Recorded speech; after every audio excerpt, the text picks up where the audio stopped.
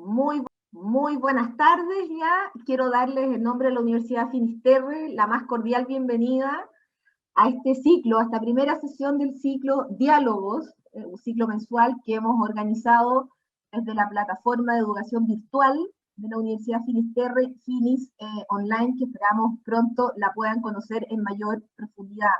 Bueno, para inaugurar este ciclo tenemos a un invitado de lujo de nuestra casa, el periodista Juan Pablo Larraín, con una vasta trayectoria en medios de comunicación y hoy asesorando, digamos, a las empresas en sus estrategias de comunicaciones a partir de la agencia Acerta.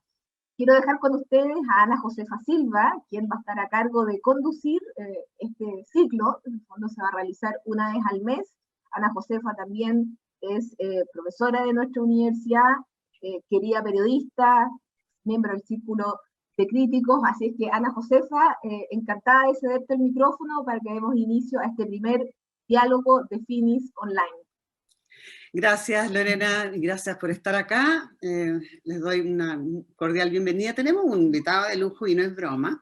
Se los puedo decir con toda propiedad porque efectivamente fue alumno de la Universidad Finisterre y fue mi alumno. Así que yo sé lo de lo que estoy diciendo, Juan Pablo Larraín.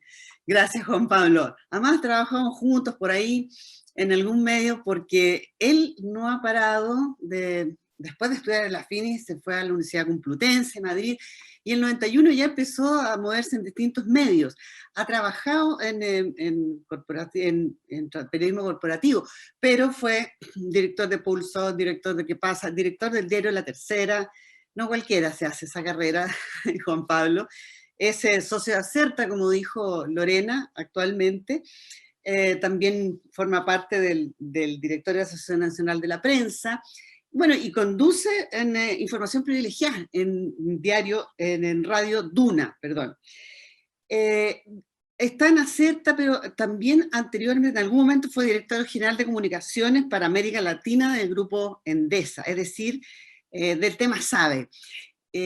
Juan Pablo, estamos, creo que hace tiempo en este tema, pero ahora más álgidamente que nunca por diversas circunstancias, que es de cómo está impactando la transformación digital a la comunidad. Y yo creo que tú sabes de eso porque lo has vivido, lo estás viviendo, lo estás experimentando, y casi como el COVID es una noticia en desarrollo. ¿Sí o no, Juan Pablo? Hola, Ana Josefa, muchas gracias por la cariñosa presentación. Efectivamente, fui tu alumno y fui de los grandes profesores. Esto no es aquí salamería, además que trabajando juntos también lo pasamos bien en distintas épocas. Así que un gusto estar con ustedes, estar en mi casa de estudio. Tengo el orgullo de haber sido de la primera generación de periodismo de la Finisterre y feliz de compartir con ustedes hoy día los temas a los que estoy dedicado efectivamente hace un tiempo. Así que si quieres voy directo a la conversación. Yo hice una presentación para tener una excusa sobre qué conversar y después yo creo que lo más interesante probablemente va a ser más conversar que lo que les voy a mostrar. Sí, me dan un segundito. Vamos a ver, creo que están viendo ya la presentación ahí. Sí. La ven, ya, perfecto. Entonces, el encargo que me hizo Lorena y Ana Josefa es poder afrontar el tema del desafío de la transformación digital en la comunicación corporativa, una comunicación que ha estado tremendamente desafiada en el último tiempo, como está desafiada cualquier actividad, incluso más allá de la coyuntura de la que estamos viviendo hoy. Pero ahí quiero partir un poco con la coyuntura. Y les voy a hacer un breve rayado de cancha. No se me asusten porque voy a partir hablando un poquito de la coyuntura país y coyuntura mundial para entrar después al tema de la transformación digital. Y voy a partir de algunas cosas que obviamente ustedes saben, pero creo que nos dan un marco para la conversación. Chile hoy día está frente a una crisis que tiene tres patas, que se está desarrollando. Algunas cosas han tenido consecuencias, otras esperamos ver la luz al final del túnel pronto, y otras van a seguir teniendo consecuencias en el tiempo. Por un lado, bueno, tuvimos nuestro estallido de octubre del 2019 con un componente violento muy, muy fuerte que generó una catarsis en el país de algo que nadie previó, o el que diga que sabía que iba a pasar lo que pasó en octubre del 2019, a mi juicio creo que está mintiendo. Y cuando nos empezábamos a levantar y a ordenar, a elegir un camino, se había propuesto un plebiscito para tener una nueva constitución y encontrar nuestra ruta para salir del problema en el que estábamos, nos cayó como un balde de agua fría y ya verdaderamente como un diluvio el coronavirus, que también en las primeras proyecciones, no solo chilenas, sino que mundiales, creíamos que íbamos a estar 3 meses en esto y no mucho más, y íbamos a empezar a vivir de manera normal. Bueno, llevamos ya más de un año en esto, con la esperanza de que esto se va a acabar por el exitoso plan de vacunación que hay en Chile, pero con consecuencias muy fuertes que tienen que ver con la tercera pata de esta recesión económica que vivimos el año pasado y con las consecuencias que hay hasta el día de hoy y que van a seguir habiendo.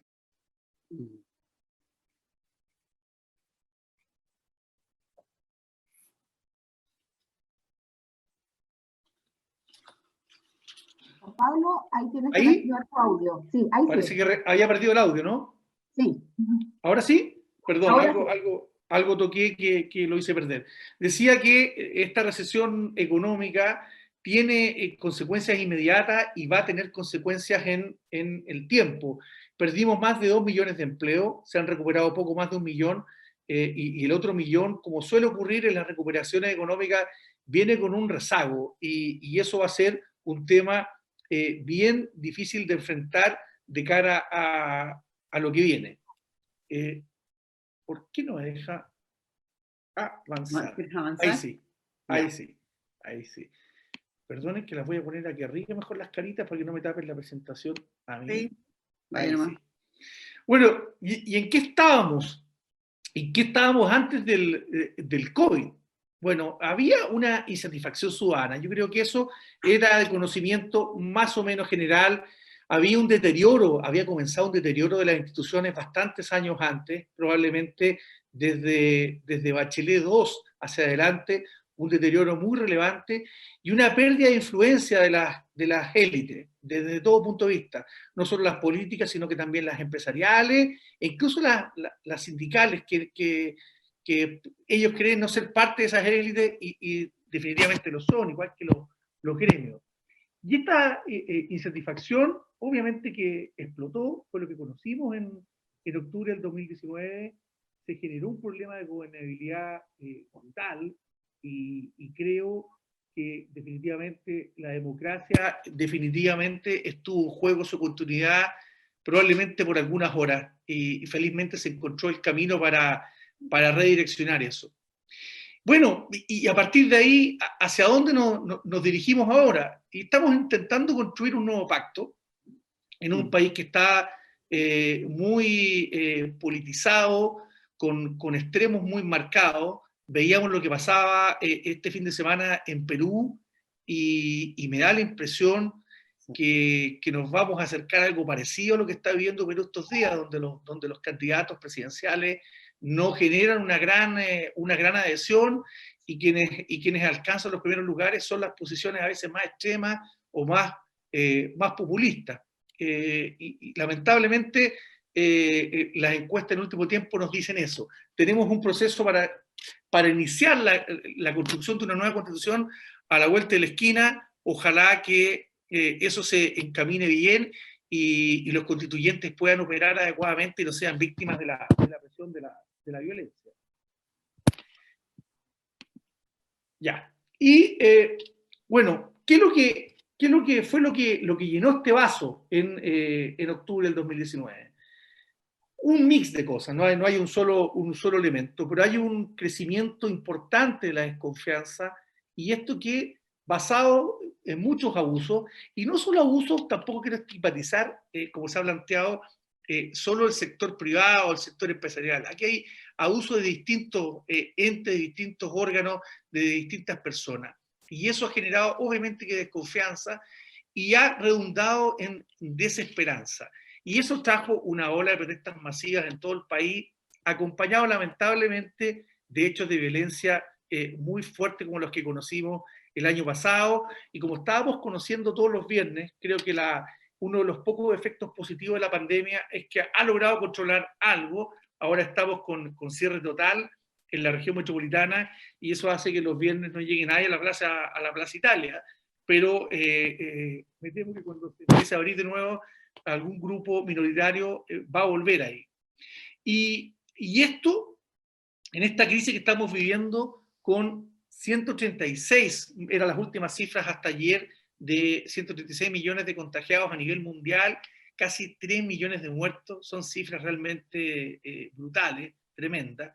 En Chile hay más de 1 millón de contagiados, los cuales prácticamente ese millón también se ha recuperado, y con una cifra muy dolorosa, 24.000 muertos a la fecha. ¿Y qué ha pasado? Esto ha generado definitivamente una alteración radical en la vida de todos nosotros, en el funcionamiento de la ciudad, en el desarrollo del país, y esta foto está prácticamente hoy día replicada en todas partes. Incluso teníamos a Uruguay aquí a la vuelta de la esquina como una isla, y hoy Uruguay está con cifras realmente alarmantes, tremendas y muy malas.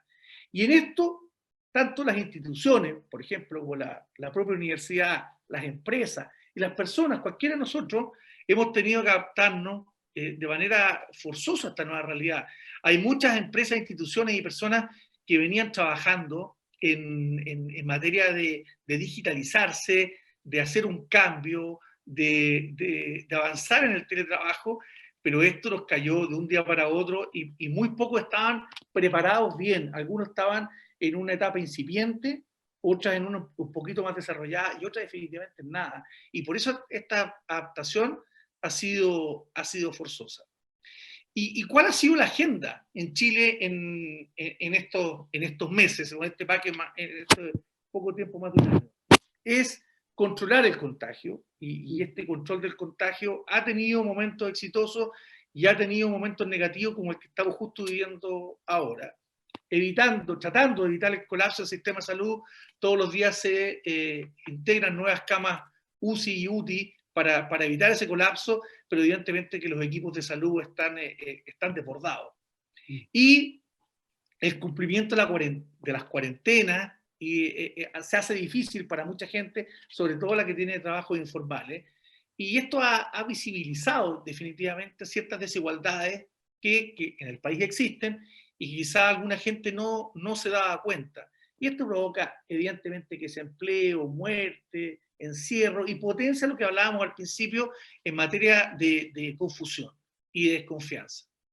Y ya entrando un poquito en materia, les dije que no se me asustaran al principio, ya entrando en materia, creo que es importante ver el poder de los medios de comunicación online y particularmente de las redes sociales. Las redes sociales hoy son la fuente de información para las personas, qué duda cabe. Y el consumo de noticias por estas plataformas es totalmente transversal, da lo mismo los grupos socioeconómicos, conocimiento cultural, es totalmente transversal, pese a que ha habido una baja en materia de credibilidad desde el estallido de octubre. Y cuando uno mira el porcentaje de personas que se informan todos los días por cada medio, y es el gráfico que ustedes están viendo, que yo veo a la derecha, no sé si ustedes también lo ven a la derecha o lo ven a la izquierda, pero es el gráfico de barrita fucsia, casi un 60% de las personas se informan por redes sociales.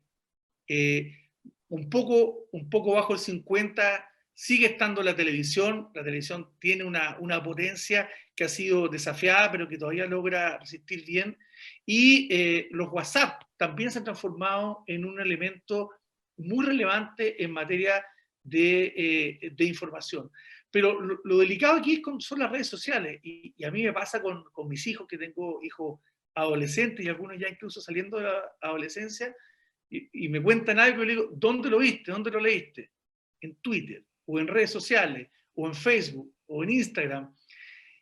Y esas redes, muchos creen que son medios de comunicación. Y son medios desde el punto de vista técnico, pero no son fuentes necesariamente creíbles. Y eso es lo complicado hoy día con la cantidad de fake news que andan dando vuelta y que sobre todo la gente con menos conocimiento o los jóvenes que se están abriendo en el mundo le dan credibilidad a Twitter como fuente de información. Y en Twitter cabe todo, caben las verdades, caben las mentiras, caben las cosas anecdóticas, caben las cosas serias, como muchas cosas, pero hay que tener esa capacidad de poder discernir.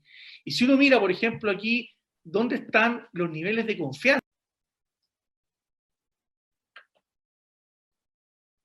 Hay un problema con el micrófono, Juan Pablo. Ahí, ¿ahora sí? Ahora sí. Algo paso a llevar que apago yo el micrófono. Ya, sí, que es un poco menos momial. Ya, estaba diciendo... en el mouse. Y decía que en el gráfico nuevamente de barras de colores que están a mi derecha, usted ahí pueden ver, por ejemplo, los niveles de confianza y de desconfianza que generan ciertos medios en Chile. Esto está sacado de un reporte anual que hace Reuters Institute y que se refiere particularmente a Chile. Y si ven, hoy día los niveles de confianza en los medios tradicionales se concentran fundamentalmente en la radio. Si ven, 2 de los 3 principales y que están en niveles del 50%, que no son niveles espectaculares, están ahí aprobando. Recién aprobando son las radios, son los medios locales o regionales, y después también son los canales de televisión, y los medios tradicionales los vemos bastante más abajo.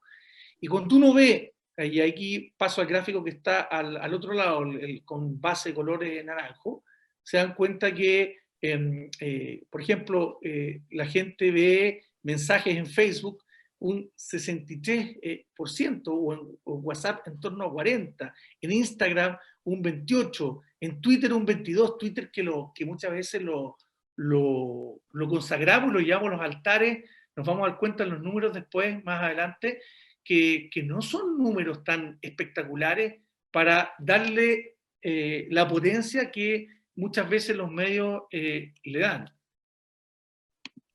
Aquí. Y aquí vamos a entrar, por ejemplo, a mirar estas cosas. Estos son datos a enero del 2021, o sea, son bastante recientes. En Facebook hay 13 millones de potenciales usuarios, donde hombres y mujeres más o menos se reparten más o menos igual en quienes lo ven. Cuando nos vamos a YouTube, un poquito más incluso, para mí fue sorpresa cuando hicimos este levantamiento, esta información, que YouTube tuviera más que Facebook, 14,4 millones el potencial, y aquí entre hombres y mujeres todavía muchísimo más cercano. Pero cuando empezamos a avanzar, por ejemplo, en Instagram, el potencial no llega a 10 millones, y esto tiene que ver, ¿por qué? Porque es una población más joven la que ve Instagram, y donde las mujeres superan casi por 10 puntos a los hombres en usar Instagram. Y si nos vamos a Twitter, lo que les decía recién, son apenas 2,2 millones el potencial de audiencia de Twitter, o sea, no llega al 10% de la población en Chile, y miren la diferencia entre hombres y mujeres que ven Twitter, o que interactúan en Twitter, y uno ve que los hombres más del doble, y quizá también tiene que ver con el lenguaje de Twitter. El lenguaje de Twitter es más rudo, es más masculino, es más violento, y yo creo que las mujeres lo han entendido muy bien y no es la red social que les acomoda. Y cuando vamos a ver el perfil del usuario en redes sociales, sobre todo en el consumo de audio digital, las mujeres y hombres están prácticamente empatados, 51-49, pero con edad esto se concentra fundamentalmente entre los 25 y los 45 años, y el dispositivo por lejos que más se impone son los smartphones, seguido ya bastante más lejos por los notebooks o la televisión. Lo mismo, siguiendo en el consumo de audio digital, en los podcasts, 5 de cada 10 personas escucha podcasts 1 a 3 veces por semana y 5 de cada 10 escucha entre 2 y 5 programas regularmente. Yo creo que este cambio es tremendo, tremendo, tremendo. Y esto se da fundamentalmente de camino al trabajo, cuando uno se podía desplazar de la casa al trabajo o trabajando. Probablemente estos números se han invertido ahora, mucha gente puede estar trabajando y escuchándolo en la casa, pero estos números se levantaron previamente a la pandemia y se dieron a conocer durante la pandemia. Y aquí la plataforma que arrasa por definición y nadie se le acerca es Spotify. Y bueno, y desde el punto de vista, definitivamente, esta transformación digital de las empresas, una de las conclusiones a la que yo llegaría y quisiera compartir con ustedes es que las empresas, las instituciones, las personas, tenemos que estar aquí. Pero tenemos que hacerlo bien. La posibilidad de meter las patas es alta. ¿Y cómo se enfrenta esta comunicación corporativa en este nuevo escenario que nos cambió de manera tan violenta hace un tiempo? Bueno, y Simon Sinek lo dice, y comparto profundamente lo que plantea. Las personas no compran lo que tú haces. Las personas compran por qué lo haces. ¿Y qué es lo que hay detrás de eso? Finalmente, y lo grafico en un concepto, es el propósito. Cada vez el propósito pasa a ser lo más relevante para una empresa, para una institución, para una empresa que produce ladrillos, como para una empresa que vende servicios. Creo que ahí está la clave para generar engagement, para generar ese vínculo, para transmitir esa credibilidad que dan las empresas y las instituciones. Tiene que haber un propósito, y ese propósito tiene que ser creíble. Y esto creo que es fácilmente comprobable cuando uno ve los diversos modelos de reputación corporativa que hay bastantes en el mercado, hay bastantes que se ofrecen en Chile de estos modelos, y cuando uno ve qué es lo que genera más, por qué uno compraría un producto, o hablaría positivamente de esos productos, o recomendaría esos productos, o confiaría en esos productos, son las notas que generan mucho más adhesión, incluso también para el momento de trabajar. Hoy día las compañías, las instituciones, las empresas se llevan a los mejores profesionales, ya no necesariamente por un mejor sueldo, sino que es por lo que te ofrecen hacia adelante, sobre todo con lo que tiene que ver con ese propósito que les estaba diciendo. Bueno, ¿y qué es lo que es esta transformación digital? Y voy a partir, perdonen por lo negativo, pero voy a partir por lo que no es transformación digital. Y algo bien básico, para que me lo entiendan bien rápido. No es transformación digital modificar o modernizar el sitio web. No es salir a las redes sociales porque todos están ahí. Si salimos a las redes sociales y no nos preparamos, la probabilidad de hacerlo mal y meter las patas, perdonando el concepto poco académico, a pesar de que estoy en la universidad en este minuto, va a ser alto. Y tampoco es usar aplicaciones porque están de moda. Al revés, la transformación digital es un proceso de transformación cultural y tiene que ver con esos cambios que tanto se producen internamente y que van a redundar hacia afuera. Lo que nosotros seamos, lo que nosotros transmitamos, es lo que van a ver. Pero eso también tiene que ver, y lo comparo con lo que un hijo chico va viendo en sus padres. Al final, el ejemplo es lo mejor, más que a un hijo decirle que tales cosas se hacen o tales cosas no se hacen. Al final es el ejemplo lo que importa. Y eso tiene que ver un poquito con la cultura que les decía. ¿Y qué es lo que es la transformación digital? Lo podríamos definir en 4 puntos. Son definiciones estratégicas y de uso de las plataformas internas y externas. Es el uso estratégico de las redes sociales. Lo puedo usar para vender, lo puedo usar para promocionar, y también lo puedo usar, y con mucha fuerza, para mostrar ese propósito que veníamos hablando recién. ¿Y cómo lo puedo hacer? incorporar herramientas y aplicaciones donde estén esos stakeholders. Yo una vez que identifique cuáles son los públicos a los que yo quiero llegar, a los que yo quiero mirar, bueno, la idea es incorporar esas herramientas y dirigirlas hacia ellas. Y ese uso de herramientas, la mejor manera para que funcione es que tiene que ser segmentada para alcanzar los públicos clave. Y una de las gracias de la comunicación digital en cada una de las plataformas digitales es que permite una hipersegmentación, pero realmente extraordinaria. Entonces, cuando yo tengo estos pilares comunicacionales y tengo todas esas redes que están en ese circulito, y aplico ese contenido, yo voy por ejemplo, quiero usar para llegar a un público específico TikTok y Facebook. Y con eso yo voy a apuntar a esa audiencia F, que está en el extremo derecho. Pero esos mismos contenidos que se hacen a través de esas plataformas no me van a servir para la audiencia H. Y quizá para ella voy a tener que usar LinkedIn, y LinkedIn con ninguno más, va a ser LinkedIn solo. Y a lo mejor para la audiencia A, que es una audiencia mayor o adulta, que está en regiones, me va a servir mucho mejor Facebook. Y yo ese contenido voy a tener que adaptarlo, porque de la manera en que está construido, no siempre me va a servir para replicarlo, hacerlo un verdadero copy-paste para esas audiencias. Y esta transformación digital implica esta segmentación de audiencia que les decía y que las redes sociales nos permite avanzar considerablemente.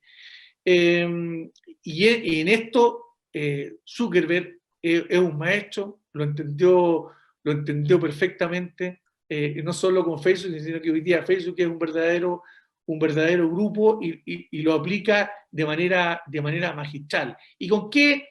Con contenidos de calidad. La calidad no es opcional, es un mandamiento.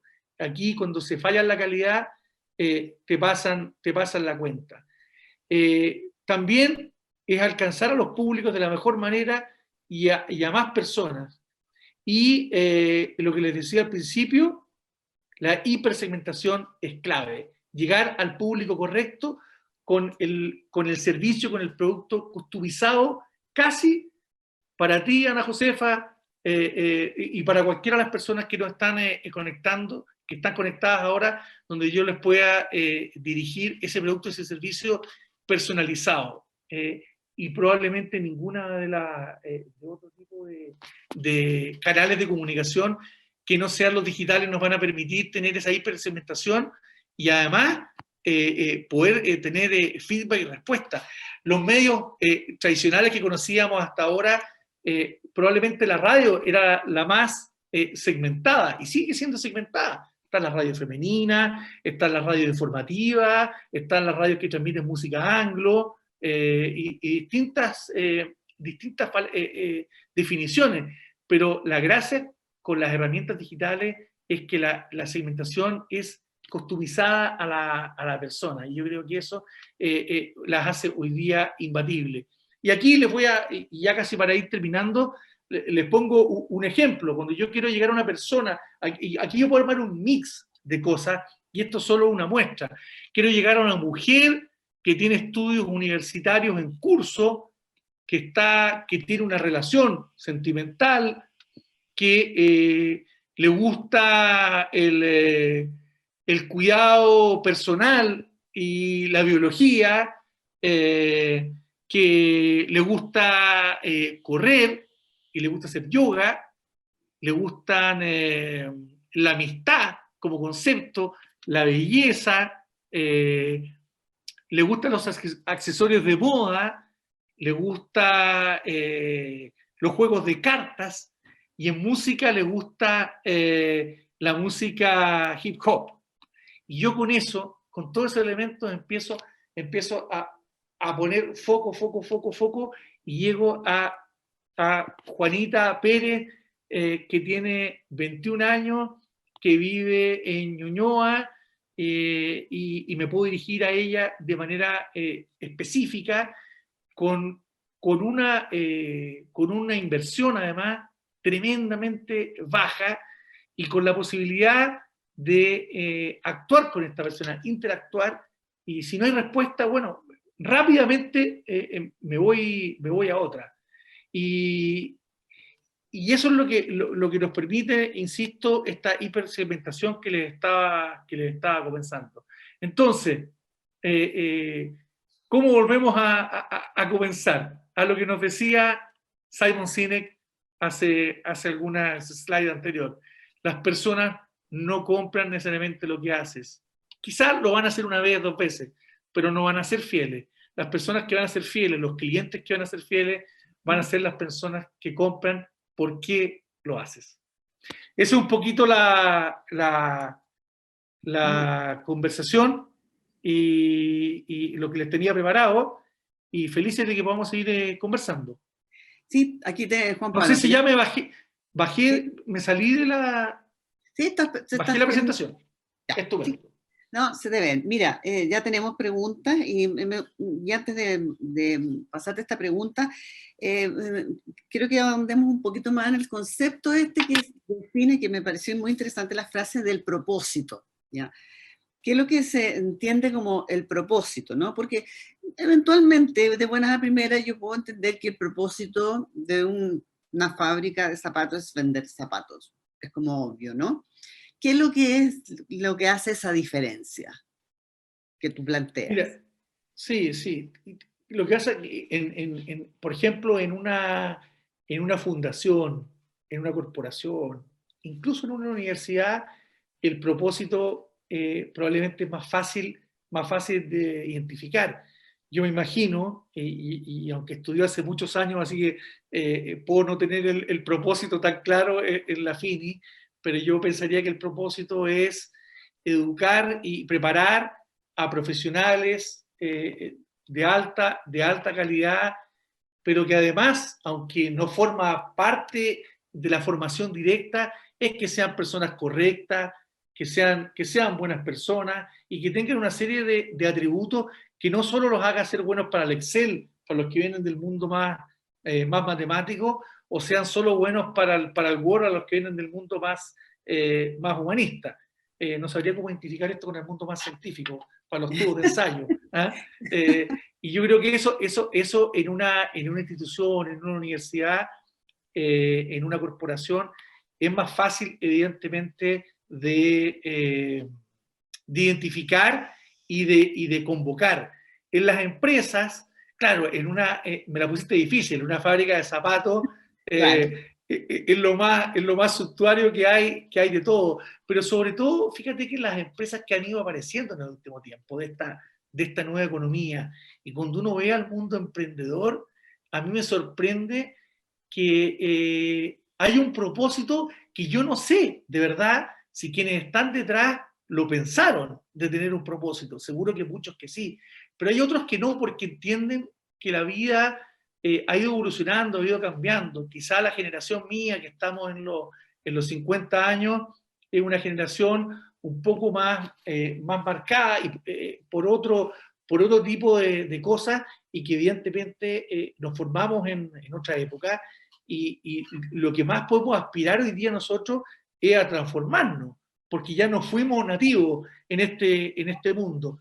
Y yo creo que ese es el esfuerzo que hacemos todos los días, pero que evidentemente esta transformación siempre es más difícil que el que nace nativo. No sé, para Falabella querer vender a través de sus plataformas digitales ha sido un tremendo desafío, lo ha hecho bien, se ha adaptado bien, pero sin duda que otras compañías que han nacido así, les es natural, les es más fácil, lo tienen metido en el chip. Está, claro. Y yo creo que ahí está la diferencia. Bueno, aquí tengo una pregunta de Marcelo Forni que va directo a lo que estamos hablando. Dice, ¿en qué medida... Mi amigo Marcelo. Sí, pues, aquí está. Dice, ¿en qué medida, las redes sociales están contribuyendo a la libertad de expresión, a una adecuada información y al debate democrático? Es un gran tema. ¡Wow! ¿No? Se fue a la profunda, amigo Marcelo, Sí. pero me gusta su pregunta, porque fíjate que yo creo profundamente en la libertad de expresión. Nunca haría nada por por oponerme a que algo se conozca. Pero dicho eso, hay responsabilidad ex post. Yo nunca pondría una responsabilidad o una traba o cualquier tipo de censura ex ante. Pero quien emita esa comunicación o ese contenido, evidentemente que tiene que ser responsable. Y es ahí donde yo, claro, tiendo a concordar lo que leo entre líneas de la pregunta de Marcelo, lo que pasa después. Hay mucha gente irresponsable, hay mucha gente ideológicamente, yendo más a la política, que quiere forzar los debates con fake news, y creo que eso le hace profundamente daño a la convivencia democrática, le hace daño a la convivencia ciudadana, crispa los ambientes, y lamentablemente son los tiempos que nos toca vivir, donde hay un exceso de información y donde hay una falta de capacidad de discernir qué es verdadero y qué es falso. Por eso y eso lamentablemente solo te lo da un poquito la experiencia. Un niño de 13, 14 años va a ver algo en redes sociales y va a pensar que es cierto, la mayoría de las veces, pero quizá cuando tenga 18, 20 años se va dando cuenta que las cosas hay que contrastarlas, hay que ver quién es la fuente de eso, quiénes tienen credibilidad, quiénes no la tienen, quiénes por un titular tratan de vender más pasándose 2 o 3 pueblos respecto a lo que es. Claro. Yo creo que para allá apuntaría un poco a lo que pregunta Marcelo. Bueno, aquí tenemos otra pregunta. En el mundo digital, estamos hablando de esto, existe anonimato de las personas, las fake news que estamos hablando, extremas posiciones. Dice, las empresas que manejan las plataformas digitales se están enfrentando de igual a igual a los gobiernos. Entonces, ¿cómo visualiza ese fenómeno? Autorregulación, regulación. Te quiero leer también respecto a lo que decíamos, el propósito. Sofía Patrickson aporta aquí que es importante lo que está diciendo. Hoy el propósito se toma como una competencia al momento de evaluar a los candidatos en la entrevista, que es lo que tú decías. Acá también puede este compromiso desde hacer zapatos a aportar la calidad de vida en la comunidad. En una, Carmen Marisol Sepúlveda dice, en una fábrica de zapatos podría ser el propósito entre la comunidad, ¿te fijas? Y te voy a juntar otra pregunta a esto que estamos hablando de las fake news, que es distinta, pero cuando defines una estrategia digital para una empresa, ¿es necesario determinar qué redes sociales son las más idóneas de acuerdo al propósito de la empresa, o es necesario estar en todas? Yo creo que decías tú que había que segmentar, digamos, de acuerdo como al público. Y María Teresa Vial, ya que mencionaste lo de Falabella, ¿cuál sería entonces el propósito nativo de Falabella? ¿Cómo vender, Juan Pablo Alamán, de forma correcta tu propósito? Estamos todos en torno a lo que estamos hablando. Falabella efectivamente ha tenido problemas porque en pandemia se vio obligada a hacer un delivery, en el fondo, un delivery que no manejaba y aparentemente que tenía muy separadas sus áreas. Y es algo que uno percibía, un poco lo que pasó con BTR también, ¿no? Entonces, no estaban como preparados probablemente para una situación de total delivery casi prácticamente, que es lo que estamos hablando, ¿no? Yo, bueno, partiendo con esto último, yo creo que lo que decía al principio, yo creo que eran muy pocos los que estaban preparados, yo creo que no sé si muchos de verdad, preparados para lo que se nos vino encima. Porque vender por plataformas digitales, dependiendo de la capacidad y lo robusto que fueran los sitios y las aplicaciones, las compañías estaban preparadas. Pero ¿dónde está el problema? Era la logística que es un trabajo no digital, es un trabajo lo más análogo, entre comillas, que conocemos, y que es lo que se denomina la última milla, y donde en Chile siempre hemos tenido problemas, pero creo que a raíz de este curso intensivo que hemos hecho este año, las mejoras van a ser considerables. Yo en lo personal, por ejemplo, yo tuve más paciencia que en otros momentos de la vida respecto a compras por las plataformas digitales, porque entendía que la situación era compleja. claro, pero cuando tu producto lo compras, lo pagas, y no llega al día 10 que te dijeron que iba a llegar, no llega ni al 15, al 20, al 25, al mes y medio, claro, la paciencia tiene un límite, y creo que las compañías han aprendido esto, ha sido caro el curso, porque les ha impactado no solo la última línea, sino que les ha impactado en su reputación, que creo que es lo más importante. Yo creo que cualquiera de las empresas que lo pasó mal durante la etapa más dura del COVID hubiese estado dispuesto a que sus balances estuvieran peor incluso de lo que estuvieron, a cambio de no haber impactado su reputación, porque la reputación es un daño que se puede recuperar, pero que es muchísimo más lento que cualquier otro, muchísimo más lento. Se puede volver a construir sobre ellos, pero es muchísimo más lento. Entonces, estoy seguro que muchas de estas empresas hubiesen estado dispuestas a hacer cosas que hubiesen perjudicado su balance. Incluso la Pepa Falabella terminó enviando algunas cortesías, rebajando algunas cosas en pos de demostrar un mejor comportamiento. Una exposición, claro. Mira, acá volviendo a lo de Facebook y a propósito de todo lo que significó el episodio de Trump, ¿no es cierto? Aquí una pregunta que dice: ¿quién controla Facebook? Es una plataforma tan poderosa como un periódico que puede herir el proceso democrático, porque uno dice, claro, se supone que sí, y aquí lo asumo con una pregunta de Magdalena Mendiz. Dice: con los cambios que estamos viviendo, el diario impreso, hoy debilitado, ¿sobrevivirá? Creo que aquí las dos preguntan, ¿qué pasó con Facebook? Que nosotros escuchamos mucho de lo que ocurrió con toda la elección de Trump, todos estos bots rusos, etcétera, que incluso yo leí un reportaje en el diario El País hace un rato ya sobre la fábrica de bots rusos en San Petersburgo, que era bastante impresionante.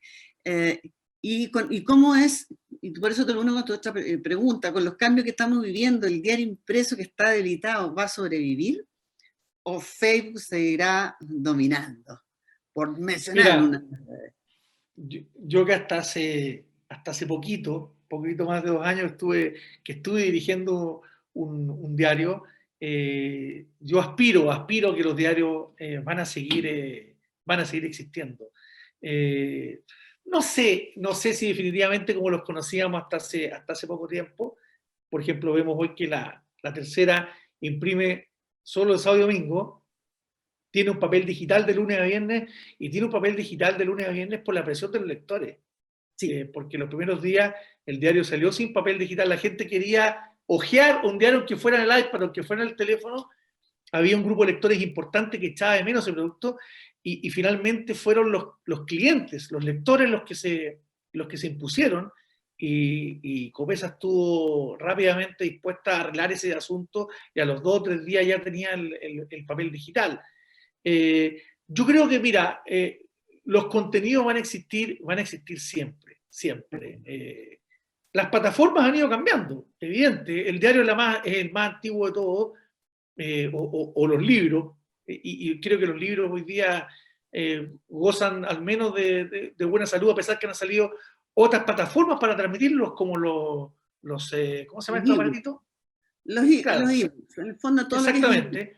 Pero al final, exactamente, coexisten, y hay que buscar las fórmulas para poder vivir. Si uno mira, por ejemplo, las grandes cabeceras europeas y estadounidenses, incluso algunas latinoamericanas, el caso más exitoso es de la Nación de Buenos Aires, que están teniendo utilidades y ganando dinero con las suscripciones digitales. La Tercera ha hecho una apuesta interesante en ese sentido.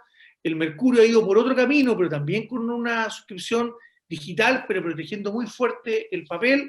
Vamos a ver a quién le da la razón el tiempo, pero estoy seguro que los contenidos van a seguir existiendo siempre. Sí, creo que el gran desafío es para los que consumimos contenido, es ver que esos contenidos sean veraces, que sean reales, que estén contrastados y que sean honestos desde el punto de vista de la puesta en escena.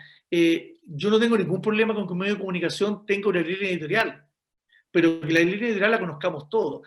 Y esa línea editorial no signifique que en sus páginas informativas me escondan cosas o me levanten cosas de manera artificial. Esa línea editorial yo la tengo que ver, obviamente, que puesta en la portada, porque hay una oferta, hay que presentar al lector, pero también la quiero ver en sus páginas de opinión. Pero yo no las quiero ver, la opinión de ese medio, no la quiero ver en las páginas informativas. No quiero que me pasen goles. Y una vez se da cuenta que le quieren pasar goles a algunos medios. Sí, yo creo que esa es una conciencia que tenemos los periodistas, que es algo que está rondando aquí en las preguntas, te fijas, o sea, la influencia, etcétera, y lo que tú lo dijiste también, ¿no? De alguna manera cuando tú dices, mira, que la gente, uno tiene una cierta formación de curatoría, entonces cuando uno ve, como dices tú en Twitter, una información, va al medio, ve quién está diciéndolo, pero a la vez esto también se ha cruzado, porque tú decías, la televisión está todavía teniendo una influencia importante, que uno pensaba de la televisión ya se había perdido con las plataformas, el cable, etcétera, pero así como la radio en su momento luchó con la televisión, con esto de la instantaneidad, la televisión también tiene lo local, pero ahí de pronto también están muchas personas que incluso son colegas nuestros que difunden ciertos, a veces fake news, otras veces, como dices tú, posturas personales que pasan por informativo. Digamos, una cosa es que tú opines algo y otra es que a partir de ello construyas una realidad. Yo creo que por ahí va el problema que está teniendo el público en general y la pregunta que tiene que ver con qué pasa con nuestra democracia frente a eso. Mira, yo encuentro, por ejemplo, que es súper delicado y que es un tema que a mí en la etapa final de la tercera me empezó a surgir y se estaba transformando en un problema, y creo que ese problema se ha ido acrecentando con el tiempo, que son los periodistas que trabajan en medios, que cubren ciertos sectores, vámonos al sector político, o incluso al sector económico, cultural, deportivo, el que tú quieras, y ellos escriben y firman todos los días información de estos sectores, y después en Twitter escriben cosas que no pusieron en el medio, y opinan cosas, y cuando tú los sigues, te das cuenta de ciertas posiciones, te das cuenta, y hay otra gente que no se da cuenta, lo ve como una información, y creo que eso es delicado. Yo no, insisto, y vuelvo a autocitarme, como diría algún amigo mío por ahí, lo que dije al principio, yo no me atrevería a vetar a nunca a nadie, pero sí me atrevería a recomendarle a un periodista que está cubriendo política, economía, deporte, que si va a cubrir deporte y él es el periodista que va normalmente a las prácticas de Colo-Colo, esperaría que la información que él sepa la publique en el medio, y que también publique noticias en Twitter, en Facebook, cualquier plataforma, pero no me gustaría que empiece a tener una opinión tan específica en esas mismas redes, porque se empiezan a confundir quienes lo siguen.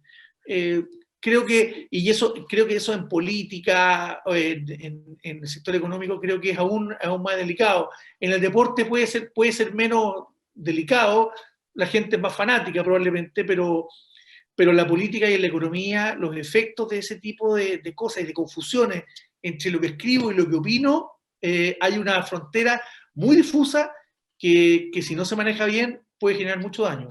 Sí, y ocurre muy a menudo que, como tú dices, estas personas dicen, esta es mi opinión personal, y la verdad es que es inseparable. El rol Totalmente. de la persona no es separable, la realidad indica que no es separable. Entonces, en el fondo, tú y yo creo que estamos jugando en torno al concepto de la imparcialidad, que es mínima. La objetividad, yo siempre digo, la objetividad no existe, es un ideal. Es la honestidad que uno enfrenta a las cosas, porque la objetividad uno puede tener cierto nivel de contaminación de cosas, pero uno trata de ser honesto en presentarla. Y yo creo que con eso es suficiente.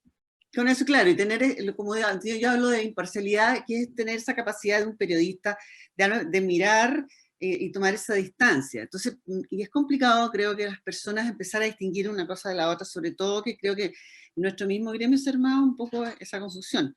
No quiero dejar pasar que hay algunas preguntas acá también. Decía que aquí, Macarena Villa dice, hasta hace poco expertos planteaban que la reputación digital de una institución se construye en Twitter. Pero considerando las cifras a la baja de esta red, ¿dónde y cómo dirías tú que se construye la reputación digital? Ya sé que tú hablaste de que era todo muy segmentado, pero estamos hablando de reputaciones, es un concepto mucho más amplio. Sí. Ahora, igual, esto es casi manual, depende. Depende quién es el público de esa empresa o de esa institución. Si es una compañía que produce productos para jóvenes, claro, hoy día con las que conocemos es Instagram. No me voy a ir a Facebook, que es una red que está con gente un poco más madura, que en Chile, por ejemplo, ha tenido un crecimiento importante en regiones.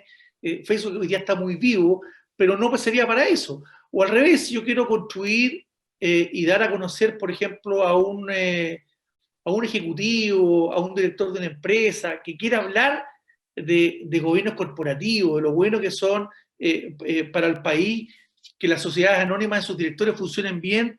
No se me ocurriría a Twitter, o creo que no es el mejor lugar para hacerlo. Para eso es LinkedIn. Es el lugar adecuado para tener un debate en altura de mira. Yo creo que Twitter hoy día en general, es un mal lugar casi para cualquier cosa, porque hemos perdido la capacidad de debatir sanamente, de manera constructiva. Hay mucho sarcasmo. Y yo que soy usuario de Twitter y escribo de repente, también caigo en esas cosas. Yo también trato de hacerlo con el deporte nomás, aunque también en otro tipo de cosas se me va. Pero Twitter es como una red que te despierta ciertas cosas que no son buenas. Y yo creo que hay que tratar de canalizarlas por mejores lugares. Y creo que los números que les mostraba de las redes sociales en Chile así lo confirman. Twitter tiene una capacidad bastante menor a la que creemos. Sí tiene influencia, porque muchos creemos que representa a prácticamente un porcentaje relevante de chilenos, y aunque es relevante, del torno al 8%, no es al 50, 70 o al 70 como las otras redes sociales que vimos. Claro, bien interesante. Aquí hay otra pregunta que no quiero dejar pasar de Patricio, y me parece importante. No nos topamos con que los que toman las altas decisiones en innovación digital se manejan con paradigmas conservadores, preocupados más del gasto y del retorno inmediato. Eso debes verlo tú. Sí, seguro, y seguro que hay de eso también. Sí. A ver, no estamos aquí tampoco en el mundo de fantasía. Las compañías necesitan ser eficientes en sus gastos. Las compañías necesitan tener utilidades para poder seguir invirtiendo y para repartir a quienes invirtieron, quienes estuvieron detrás, quienes arriesgaron capital para hacerlo. Es una cosa absolutamente razonable poder hacerlo. Ahora, cuando las compañías se fijan única y exclusivamente en la última línea, al final del día las cosas caen por su peso. Eso te termina pegando, te termina influyendo negativamente. No es lo único que hoy día una compañía puede tomar en cuenta para desarrollarse, para crecer, para atraer talento, para atraer a jóvenes que están saliendo de las universidades con el conocimiento nuevo, con esa oxigenación de la sangre que tienen que tener las compañías. Cuando una empresa no es capaz de traer talento joven y talento que viene con la información de punta, es una compañía que también lo va a pasar mal, no al día siguiente, pero en algunas semanas más después sí. No tiempo. No quiero, mira, nos queda un poquito, pero hay dos preguntas que me parece importante. Guillermo Alday dice, ¿cómo se aborda desde la comunicación corporativa el hecho de que los comentarios negativos que estamos hablando, ¿no?, son siempre mayores a los comentarios favorables y o positivos, que es lo que estamos mencionando? Y luego te quiero dejar de Marioli Salanas una pregunta, ¿qué futuro le ve a una plataforma internacional tipo Netflix creada para toda Latinoamérica y España, que centra su contenido principalmente en lo cultural, un buen nivel, o también en deporte, como fútbol femenino, entre otras cosas? Son dos preguntas ligadas, pero... Mira, lo primero, yo discrepo, fíjate que son solo comentarios negativos. Hay de todo. Y cuando uno empieza a mirar y a tabular esa información, cosa que nosotros hacemos en la oficina, te das cuenta que hay de todo. Depende de la plataforma. Si tú estás en Twitter y tu compañía es un proveedor de agua y se cortó el agua, claro, es poco probable que te salgan a aplaudir. Pero cuando hay otro tipo de conversaciones, otro tipo de productos, no necesariamente son negativas, e incluso en las propias páginas web de esas empresas, de esas instituciones, o también por sus propios canales, muchas veces hay una interacción de preguntas de cómo funcionan las cosas, de cómo puedo sacarle más provecho. Hay una cosa más enriquecedora que quedarnos solamente con esas cosas negativas. Lo que pasa es que eso, obviamente, como suele ser con las noticias, son las cosas que más resaltan, las negativas. Los trending topics en general son negativos. ¿Sabes? Sí. Y eso por eso nos puede llevar a generarnos esa idea. Y lo que pregunta María Luisa Lana, ¿cómo verías una plataforma como dedicada a cultura en general, o por ejemplo fútbol femenino? ¿Tú crees que sería posible? Bueno, yo creo en hoy día plataformas hay, pero por ciento. Lo que pasa es que aquí veíamos las más exitosas, entre comillas, por la cantidad de seguidores que tienen, pero sin duda que puede haber una aplicación, por ejemplo, para fútbol femenino, y seguro que tiene un público para muy claro, muy segmentado. Yo creo que en cultura hay, además.